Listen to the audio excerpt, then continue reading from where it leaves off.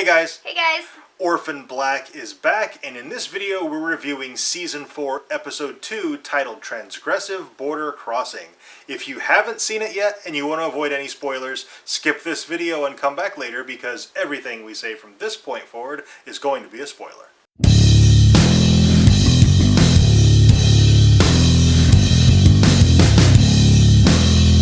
Episode 2 picks up right where Episode 1 left off, and one thing from the first 3 or 4 minutes or so is that burning monkey in the house fire, the stuffed monkey. Is that possibly foreshadowing Kira's death? Oh because my God, I hope not. Monkey is Kira's nickname. Mm-hmm. And oh God, that would wreck me. I really hope that's not foreshadowing. Maybe it's just like foreshadowing her being kidnapped or something. If it's foreshadowing anything, she can't die though. She's a little girl.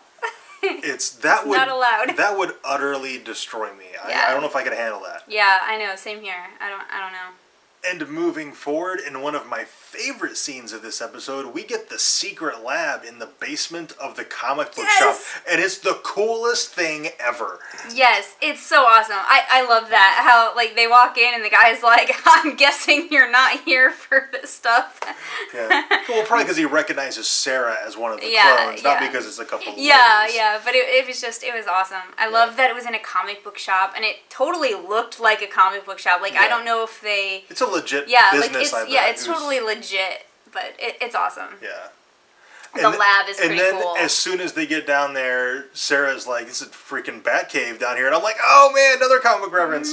Yeah. Batcave under the comic book shop. How awesome. Yes. And in that scene, Scott has a really interesting line, and it raises some questions. He says, "As far as we know, Dyad is out of the clone game." But are they really? I think probably not. But it looks like Neolution is going to be the primary threat for this season. Yeah. And maybe Dyad comes back later on, but there's no way Dyad is out of it for good. Yeah, I don't think so either. Also in this episode, we get more flashbacks that lead basically all the way up to Beth's suicide. Yeah. Or at least we're thinking, like, we're 99.9% sure that it ends right before Beth goes and commits suicide. It looked like the same outfit she was wearing in the first episode. And she's distraught enough that she was considering it. Like, and she said goodbye to MK, you know, and she's been avoiding the other clones for, I think MK said 4 days. Mm-hmm. So she's very isolated, and it looks like she killed Maggie Chen, and then she came back from wherever she went with the wig and had blood on her hands. Did she kill the Union officer from the police? Yeah. What's going on? So basically, I think she's killed 2 people. She's completely isolated. I mean, taking a life is gonna, do things to you emotionally. Yeah. And I think her isolating herself has kind of pushed her over the edge. She has no support system. Yeah. Another reason why I think she probably killed the Union rep, whose name, it's not Tucci, something like that, Tuki, so I forget what his name is.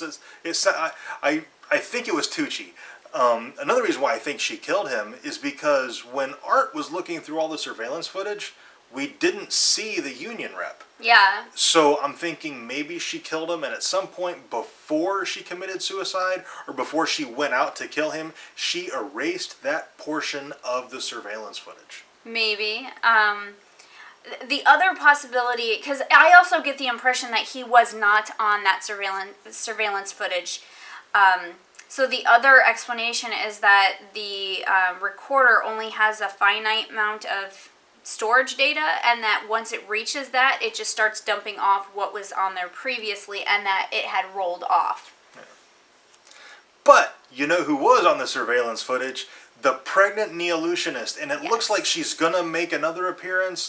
I think probably Sarah's gonna go. Well, Sarah is looking for her. Yeah. She went to Club Neolution to look for her and ended up running into one of MK's contacts. But it looks like that character is going to be making a comeback, and I really hope so. I want her baby to be part of the story, like another batch of clones or something. Yeah. That's like, I don't know, for some reason, as soon as she said that implant line, I was like, oh my God, they implanted her babies. They're totally clones. And speaking of babies, Helena and Donnie are at the doctor's office for a pregnancy checkup, and Helena gets her her ultrasound, which we'll talk about here in a second. But can I just say that I love Helena and Donnie together. That is my favorite duo in the entire series. They're so funny because Helena just says whatever comes into her mind, and then Donnie gets embarrassed and is trying to cover for it and just makes the whole situation even more awkward, and then Helena starts laughing because he's being dumb. Yeah. It's awesome. I love them together. So moving on to the ultrasound. Yeah. For those of you who don't know, Anna is a sonographer. That's an ultrasound tech. This is what she does. Yeah, I do stuff like that for a living. So I don't know, I got the impression that the lady who did the ultrasound was the doctor, which of course it occasionally happens. It's not completely unusual. But I got the impression that she was a doctor. But at the very least, she's an ultrasound tech. And as soon as she set the transducer down, I was like, oh, she's having twins. And then she's scanning and scanning and scanning. She was like, oh, I didn't see it before because it was against the back, but you're having twins. And I'm like, what? You didn't see that? No. you totally saw that. It was. Like, if we were doing a live reaction, as soon as the screen, came up, she went, oh, twins. And I was like, wow, you're good.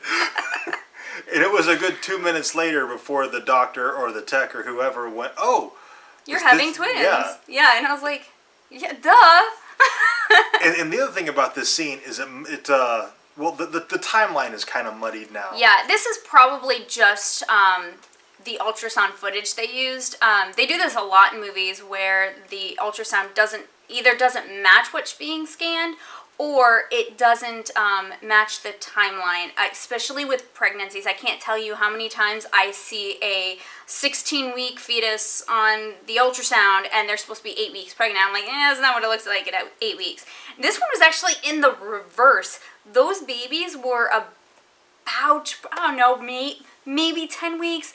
I would give them 11, but they're totally still first trimester. Like, they're 12 weeks or less, and I would say probably about 10 weeks. And she should be around, she should be greater than 12 weeks because they were in Iceland for 3 months, and she found out she was pregnant prior to that. So that's at least 12 weeks pregnant. Yeah. And those were not 12 weeks. But, like, she was pregnant even when her and Sarah were captured. Yeah, so, yeah. And that was halfway through season 3. Yeah. So we're talking 3.5, 4 months. She should be like 14, 15, maybe even 16 weeks pregnant, yeah. But again, that's just one of these television and movie things. Yeah, it happens a lot. The ultrasound footage doesn't match what's being shown. I'm just really glad that it was actually a twin pregnancy on the screen and that they weren't scanning. We're like, oh, look, there's twins. Because that would not surprise me. And you're like, no, that's not even a baby. Yeah. Yeah. Those are gallstones. Oh, yes. TV medicine. And because Helena is carrying twins, Allison is incredibly jealous, which you can't blame her because she's sterile. She can't have children. Yeah. But when is that jealousy going to turn into resentment? Because Allison says over and over again, I'm happy for her. I'm happy that she's going to be able to have children. Unless Allison and Helena have some time together to talk about this and straighten out whatever differences they have and let Allison come to terms with her jealousy, that's going to turn into resentment, and that could potentially be very dangerous for Allison. Yeah. Helena's scary. Helena is a super fun character. She is absolutely my favorite clone. Yeah. But at the same time, she's a very dangerous individual. She is terrifying. I would not want to be on the bad side of Helena. No. Another little interesting bit of dialogue happens in Club Neolution when Sarah and Felix are in there looking for the pregnant Neolutionist. Felix mentions that, if she was pregnant since 6 months ago, she could be home, changing diapers right now. Yeah. So that means it's been 6 months between season 1 and season 4. And that's 3 years real time. That's pretty awesome for a TV show. Like, normally, in between seasons is like an entire summer or sometimes an entire year. And this year, it seems like each season's been about 2 months, and it picks right up almost. Yeah, they don't do much of a time jump. There was one here. There's a 3-month time jump between the season 3 finale and the season 4 premiere. So basically, seasons 1 through 3 in their entirety was 3 months. Yeah, it's a really good thing the kid who's playing Kira is not growing very fast. Yeah, yeah. Because just imagine, like we look at Game of Thrones and how fast Bran is growing. He's like taller than Hodor now, and he's supposed to be a young child. So, I mean, they're really lucky. They casted that. They lucked out that she's not growing faster than she is. Yeah. Another question that gets raised in this episode, at least it raised it for us, is Cosima is still really worried about Delphine. Do we have confirmation? Is Delphine dead or alive? I don't think we know. I think that's a mystery still. We don't recall them ever clarifying if obviously she got shot. We know she was shot, but we didn't. I don't recall her dying on screen or anything being said that confirms that she dies. We just assume that she did because she was shot, but that's in this show that doesn't necessarily mean that she died. Orphan Black is one of those shows, if you don't see the death on screen, you may as well treat it like they're alive. Yeah, because they could come back at any time. Yeah. Also, Felix is looking for his birth parents, and I really thought Sarah would be more supportive of that. Allison's being very supportive, and she was, saying that Sarah, Mrs. S, they're all going to support you because they know how important family is. And I really thought Sarah would be more supportive. Yeah, I was a little disappointed because up until like a couple months ago, Sarah didn't know she was related to Mrs. S. Like, she didn't know that they were actually family. She thought she was adopted as well. So you would think she would be more supportive of Felix, who now, having a sister who is also adopted, suddenly find out, oh, no, she really wasn't. She's related to our adoptive family. Now he's feeling, lonely, left out, and he wants to find his brother. Yeah, you would think she would be more supportive of that. I was a little disappointed that she wasn't. Sarah does eventually kind of meet MK in this episode. Yeah. They're talking via phone and the camera in the laundromat. And in that scene, the EMTs who are dissecting people's faces and cutting worms out of people's cheeks, they show up, and we're like, ah! But I got totally confused because they pin her down and the guy reaches inside her mouth and feels, and then they leave, and I'm like, oh, they were looking for MK, which I was right about that. But I thought it was because MK had one of those worms in her mouth and Sarah didn't, and it was actually the opposite, which kind of makes me worry that all of the clones have them. And they had all that time when they were under surveillance and they were being taken out in the middle of the night and experiments and stuff run on them. That could have been when they implanted those in all of the clones except for Sarah. And Sarah, when she was stuck at Dyad, they could have done that. Or any number of times when she was kidnapped, they could have done that. Now, does it mean that Sarah and basically all the clones except MK have the maggot bot, is what MK calls them? Or is Sarah the only one that has it? Yeah. And that's how they identified her, because he reached in and went, no, it's Sarah. Well, how would he know that? Yeah. And he was looking for MK. So, it's confusing. I mean, Sarah does look different from the other clones, with the exception of MK. Her and MK do look very similar, and her and Beth looked very similar, but, Beth's out of the picture. But with the other clones, you can kind of tell them apart. Yeah. Hairstyles, the way they walk. Hairstyle and dress alone. Yeah. So maybe that's why he knew it was Sarah. It was like, well, it's Sarah or MK because they both look like this, and then feels in the mouth like, oh, okay, this was Sarah. Yeah. Or only Sarah has maggot. I have this feeling that all of the clones have these maggots in their mouth. Except for MK. Yeah, except for MK or any other under-the-radar clones that might be out there. But so the final question raised in the episode is, does Kira have a maggot bot? I'm betting she does. Yeah, I bet she does too. Which is scary because we get that little clip of they just cut the guy's cheek and it just touches the maggot and it just, explodes basically inside the face. You see all these little entrails going through underneath the skin, and it kills the host. Grossest and awesomest thing ever. This season is going to be so gross. And awesome.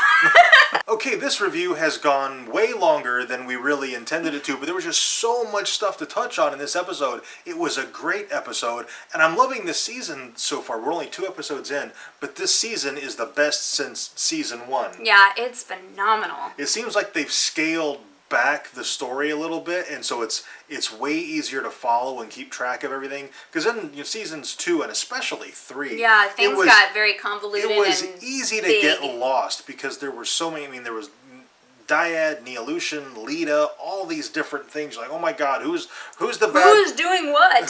Who's the bad guy? Who's the really bad guy? I don't know what's going on. So, I am so jazzed for season 4 of Orphan Black. It's amazing. If you're watching our reviews, but you're not watching the show, seriously, watch the show. Yes, it's so good. You won't be disappointed. All right.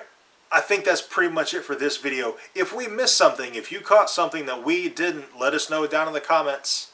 Also, if you enjoyed this video, be sure to drop a like and subscribe for more reviews. And thank you very much for watching, and we'll see you next time. Sucks to be you. Does it look like we're even to you, or do we need to come more toward you? Okay. Katarji, I'm sorry, but I have to take this away from you. It's all slobbery now. You're gross. And, crap, what is it? Don't know. I know. And speaking of babies, Helena and Donnie go to the doctors for her, what's Probably it? just an annual, or not annual checkup. Alright, we'll start there. Pregnancy checkup. Wow. I'll start that over.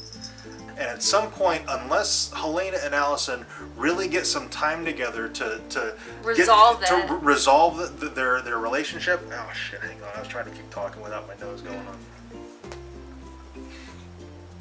And in that scene, and right after that scene, the EMTs, the people who are cutting cheeks out, or I don't know how to say it. What do I say?